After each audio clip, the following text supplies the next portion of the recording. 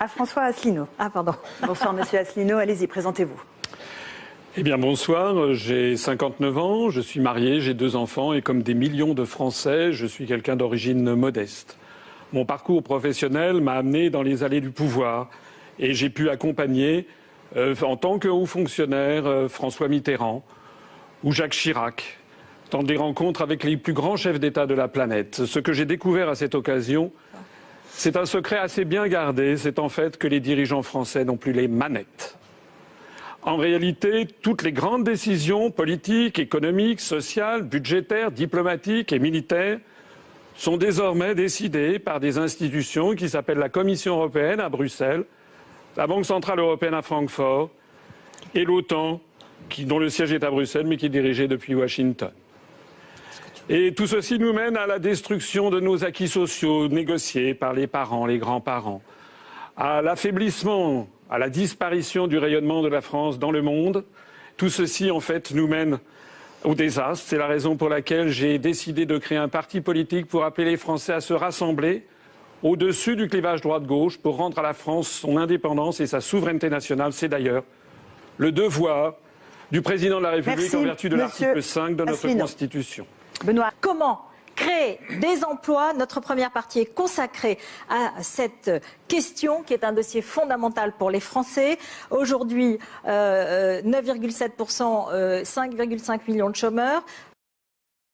Et donc, mais c'est totalement faux. Mais vous irez expliquer dans ces cas-là à des centaines de salariés français qui ferment leur emploi. Pardon, non. Ils sont pas, les travailleurs frontaliers ne sont pas tous des travailleurs détachés. Ils ne le sont pas tous. Donc ne faites pas des paquets comme ça. Mais il y en a beaucoup. Vous ne pouvez pas accepter. Merci, on n'a pas entendu M. Asselineau sur ce sujet. Vous ne pouvez pas accepter qu'on ne paye pas les mêmes cotisations sociales pour le même travail. Monsieur Mélenchon, vous allez dépasser votre temps de travail. Monsieur Mélenchon, je n'accepte juste pas qu'on déforme ce qu'est la réalité. Je suis pour un contrôle, je suis pour l'harmonisation sociale, on pourra se retrouver là-dessus. Oui, mais c'est pas dans les traités, c'est interdit. Mais je suis simplement en train de vous dire que le cœur du problème aujourd'hui, il est dans un contrôle accru qui est en train de se développer, mais qui est insuffisant. François Asselineau, non.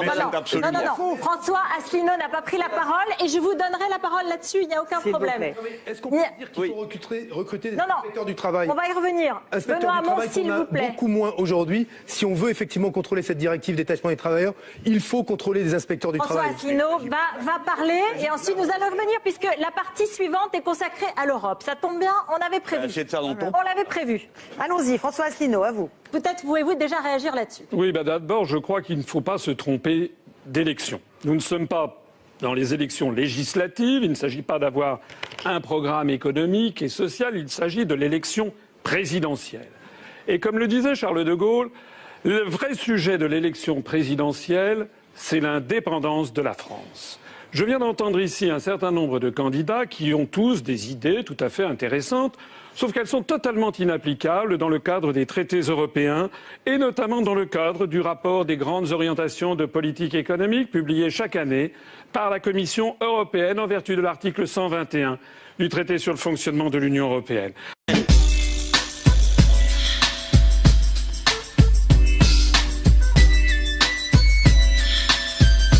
Alors, monsieur Dupont-Aignan, par exemple, propose de limiter les baisses de charges aux entreprises fabriquant sur le sol national. C'est évidemment interdit par les traités européens.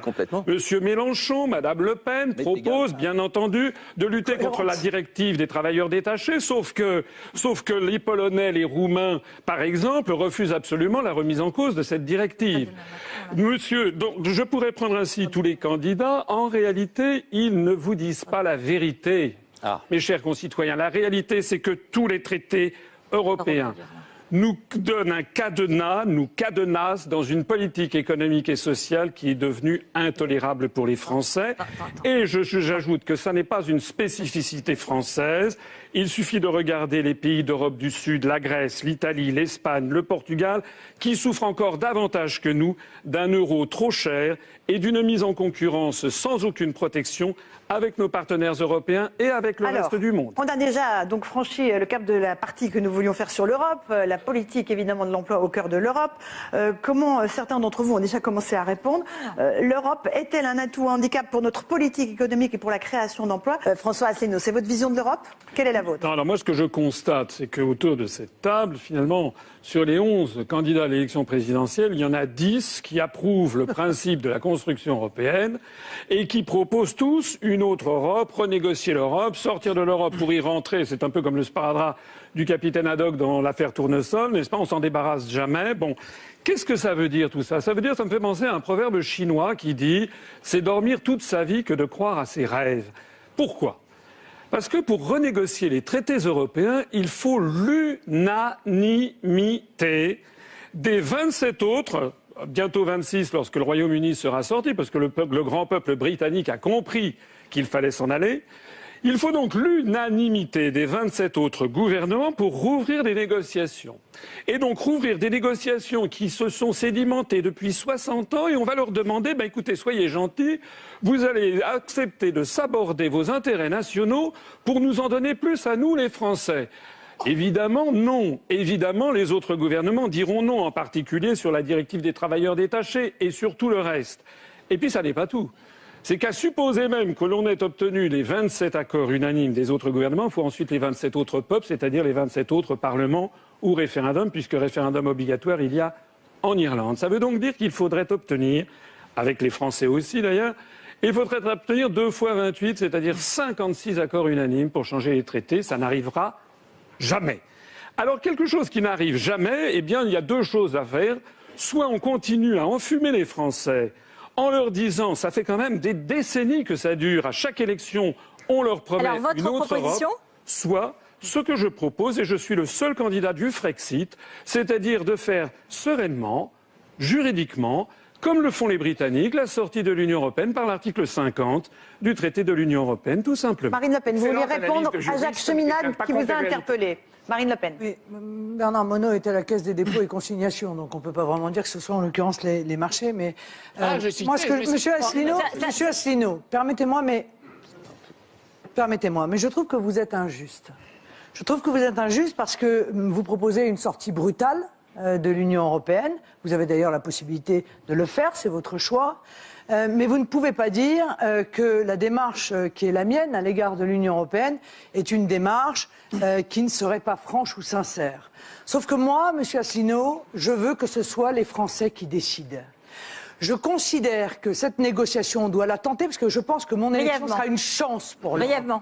Une chance parce que l'intégralité des pays qui souffrent, et vous l'avez rappelé tout à l'heure et vous avez eu raison, de l'euro, de l'ouverture totale des frontières, du libre-échange intégral, eh bien profiteront de cette occasion, profiteront que la France, ce grand pays, entre en négociation pour se mettre autour de la table. Et à l'issue de ces négociations, Monsieur Asselineau, quel que soit le résultat, eh bien ce seront les Français qui décideront quelle Union européenne ils veulent. Est-ce que celle-là leur va? Est-ce qu'ils veulent en sortir? Ça, c'est le programme, Madame Le Pen, c'est le programme de David Cameron. Oui, mais sauf que David Cameron, il voulait y rester. Lorsque nous assistons actuellement, n'est-ce pas? Ils ont fini par sortir. Laissez-moi parler. Un agriculteur qui se suicide tous les jours. Lorsque nous avons une usine qui se délocalise presque tous les jours ouvrables. Il est grand temps d'agir. On ne peut plus continuer. J'ai vu d'ailleurs, vous avez fait des déclarations, d'ailleurs, à vrai dire, elles changent tout le temps. Vous avez fait des déclarations comme quoi la sortie de l'euro maintenant, ça serait les élections italiennes en 2018, je ne sais plus quoi. Non.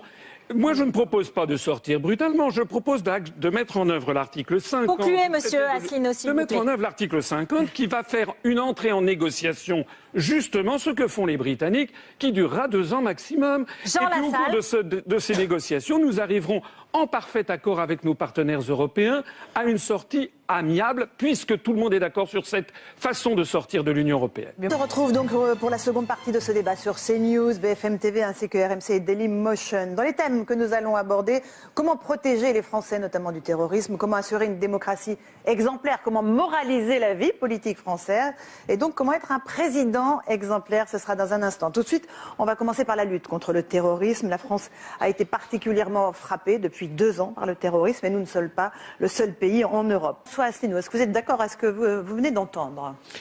Eh bien, d'abord, le président de la République, en vertu de l'article 14 et 15 de la Constitution, est le chef de la diplomatie et le chef des armées. La première chose à faire, ce serait déjà de réhabiliter le budget du ministère de la Défense nationale, qui était de 3% du produit intérieur brut en 1981 et qui est tombé à 1,6% de telle sorte qu'actuellement les armées sont maintenant quasiment en état de déshérence. Donc je prends personnellement l'engagement, à la fin du quinquennat, d'être remonté à 3% du produit intérieur brut pour le budget de la défense nationale. Pourquoi faire? Je suis d'accord également avec ce que disait M. Poutou tout à l'heure. C'est-à-dire que les traités européens, et en particulier l'article 42 du traité de l'Union européenne, place la France et l'ensemble des pays de l'Union européenne sous la tutelle de l'OTAN, donc sous la tutelle de Washington, puisque tout le monde sait que l'OTAN, en fait, est dirigée par Washington. C'est la raison d'ailleurs pour laquelle je propose non seulement de sortir de l'Union européenne afin de rétablir et de garantir l'indépendance nationale, puisque c'est le devoir du président de la République, mais aussi de sortir de l'OTAN, et il faut mettre en œuvre l'article 13 du Et dans la lutte Atlantique contre le Nord. terrorisme, qu'est-ce que vous proposez? Et justement, parce que comme le disait M. Poutou, et je suis d'accord avec lui, lorsque l'on a des gouvernements qui trouvent, par exemple, que Al-Nosra fait du bon boulot, alors qu'il s'agit quand même d'actions terroristes qui sont de temps en temps classées avec Al-Qaïda ou non, il faut mettre un terme à ça. Il faut mettre également un terme à toute complaisance avec l'émirat du Qatar ou avec l'Arabie saoudite, qui sont, on le sait, parmi les principaux pourvoyeurs financiers et d'armes du terrorisme islamiste. J'aimerais d'ailleurs que M. Macron nous dise ce qu'il en pense. Je suis d'accord avec vous sur ce dernier point. Ah, vous êtes toujours d'accord avec tout le monde? Non, ça n'est pas vrai. Ça, Monsieur Poutou,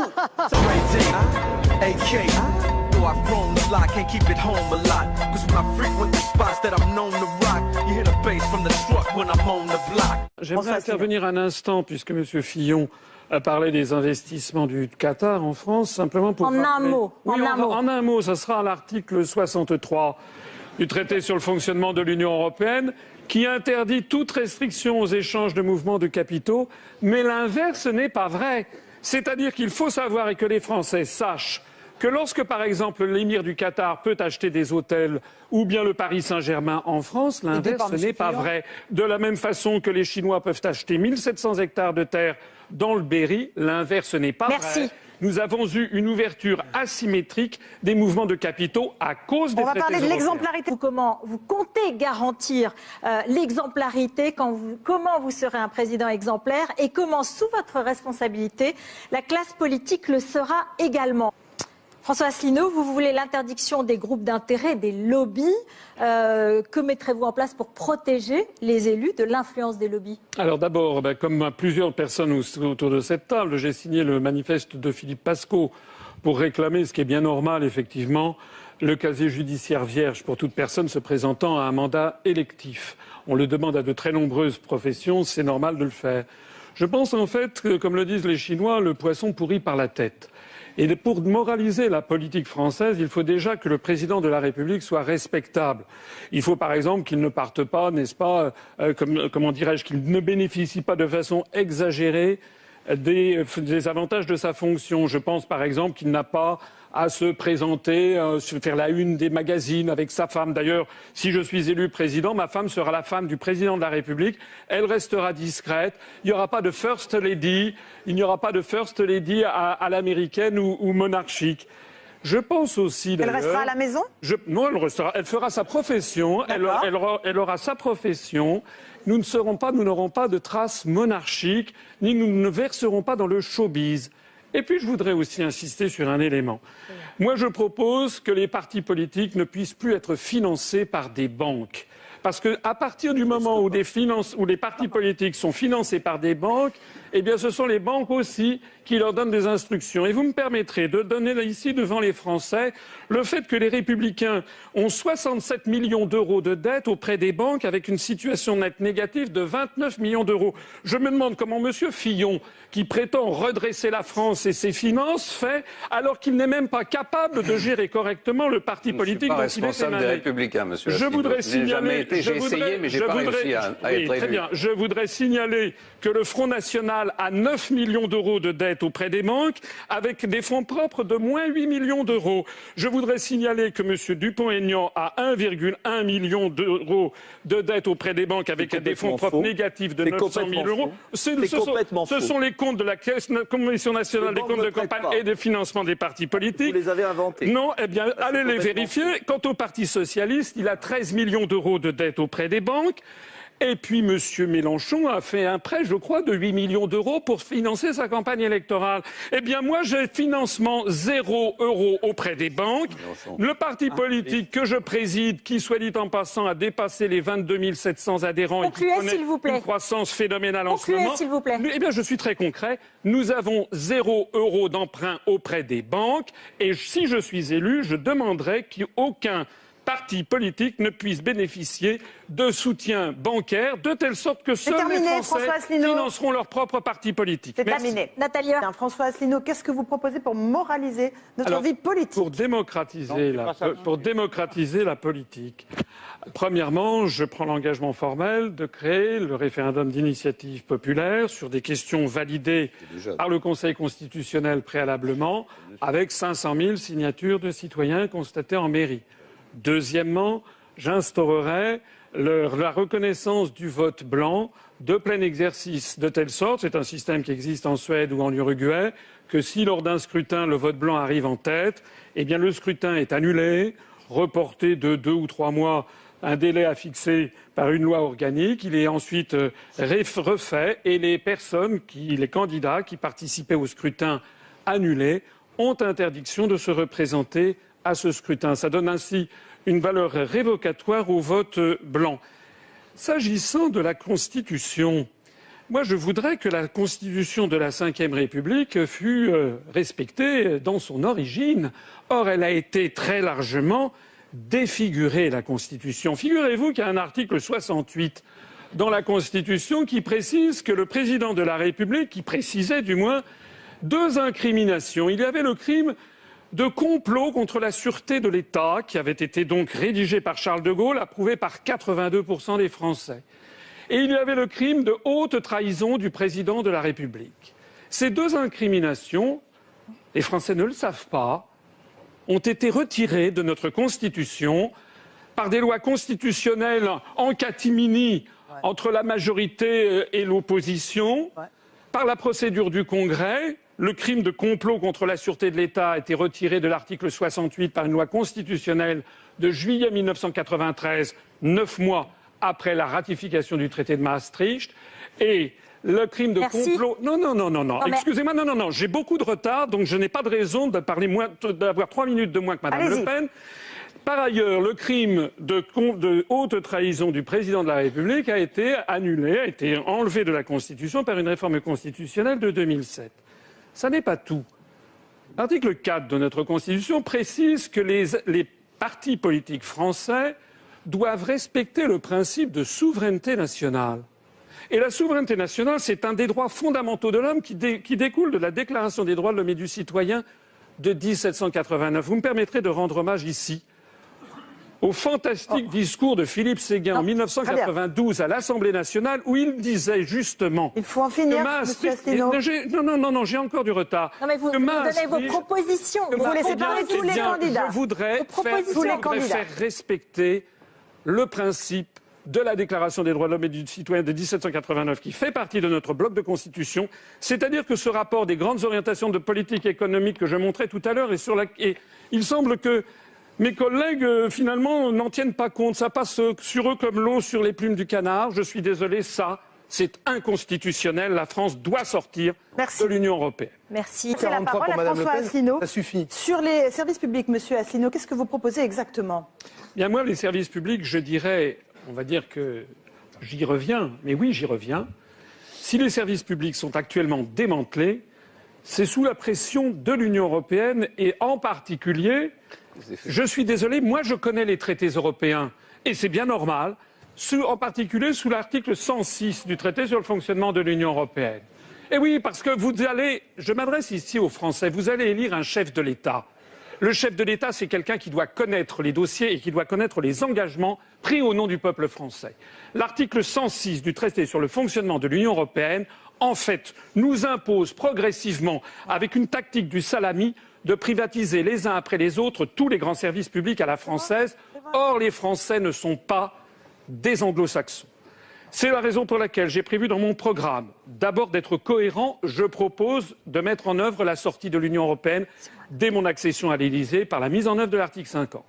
Ensuite, je proposerai aux Français d'institutionnaliser, d'inscrire dans la Constitution le principe des grands services publics à la française et de les renationaliser si nécessaire, d'EDF, GDF, La Poste, la SNCF, Orange, toutes les sociétés d'autoroutes dont la gestion a été vendue, notamment à Vinci, également les sociétés d'adduction d'eau, TF1, Télédiffusion de France et toute banque bénéficiant de fonds publics à un moment ou à un autre, parce que ça suffit que les banques, moi je suis tout à fait favorable à l'entreprise privée, mais des banques qui dégagent du profit pour les actionnaires et quand elles dégagent des pertes, c'est pour les contribuables, ça n'est pas tolérable. Merci. Donc voilà, non, attendez, je persiste et signe.